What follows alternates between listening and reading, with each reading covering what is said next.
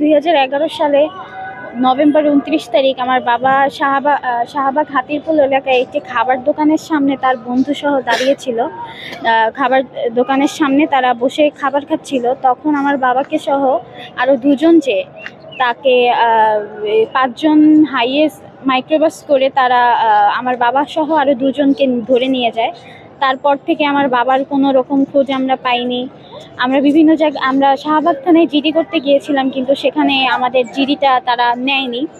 আমরা চাই যে আমাদের এই অন্তর্বর্তীকালের যে সরকার তার কাছে আমার আবেদন যে আমরা এই গুমের শিকার পরিবারদের সবার যেন প্রত্যেকটা ব্যক্তির যেন তারা একটি সঠিক একটি তদন্ত নিয়ে সঠিক একটি তাদের সাথে কি হয়েছিল সেটার জবাবদিহিতা নিয়ে গুমের সাথে যারা জড়িত ছিল তাদের কাছ থেকে সেগুলো জেনে যেন আমাদের কাছে সেটি পৌঁছিয়ে দেয়। আমার বাবার নাম মোহাম্মদ মাসুম হোসেন। আমার বাবা মিরপুর 14 কাফরুল থানার বিএনপি যুব দলে ছিল। নভেম্বরের 29 তারিখ 2011। বয়স ছিল তখন 5 বছর। আমার মা আমাদেরকে এখন পুরো ফ্যামিলিটুকু সবটুকু আমার মা এখন আমাদেরকে ভরণ পোষণ দিয়ে, আমার ভাইও আছে, ও মানে আমাদের পড়ালেখা থেকে শুরু করে আমার বাবা না থাকা পর্যন্ত, মানে 2011 পর থেকে 2012 সাল থেকে আমার মা জব করে আমাদের জন্য, আর আমাদের মানে ফ্যামিলির সব যাবতীয় খরচপাতি সব আমার মা বহন করছে।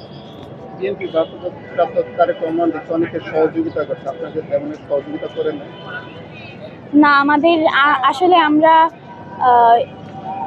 এখন পর্যন্ত এটা নিয়ে আমরা কখনো কারো কাছে বলিনি, বা টিভি এই পর্যন্তই যে আমরা এখানে এসে বলেছি টিভির সামনে এভাবেই, কিন্তু আমরা কখনো কারো কাছে করি নেই যে আমাদের কোনো রকম সহযোগিতা করার জন্য। কারণ আমরা শুধু আমার বাবাকেই আমরা ফেরত চাই, যেন আমার বাবার সঠিক সন্ধানটি আমাদের কাছে পৌঁছে দেয়।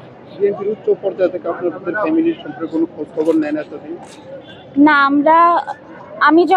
আমি ছোট থেকে আমার মা আমাদেরকে ফ্যামিলির ভরণ পোষণ দেওয়ার পর থেকে আমাদের ফ্যামিলিকেই আমাদেরকে অত মানে তারা কেউ আমাদের কোনো পাশে ছিল না কোনো দিনই। তো তখন থেকে আমার মা সব রকমভাবে ব্যস্ত, জবে সবসময় আমার মা ব্যস্ত থাকতো। তো আমার মা কখনোই এই ব্যাপার নিয়ে মানে আমার মা আসলে এই ব্যাপারে কোনো কিছু জানতো না। আসলে বিগত ফ্যাসিস্ট আমলে এই ব্যাপারটা নিয়ে কখনোই টিভির সামনে আমি কখনোই দেখিনি, বা আমরা কখনোই বুঝতে পারিনি। আমি আজকে এই বড় হওয়ার কারণে আমার বয়স আজকে এতটুকু কিসের কারণে আমি আমার বাবার খোঁজের জন্য এখানে সবার সামনে, টিভির সামনে সবার কাছে আমি গিয়েছি, কিন্তু আমার মা কখনো এটা পারিনি করতে। আমি এখন HSC 25 ব্যাচ, আমার পরীক্ষা শেষ হলো। মারিয়া।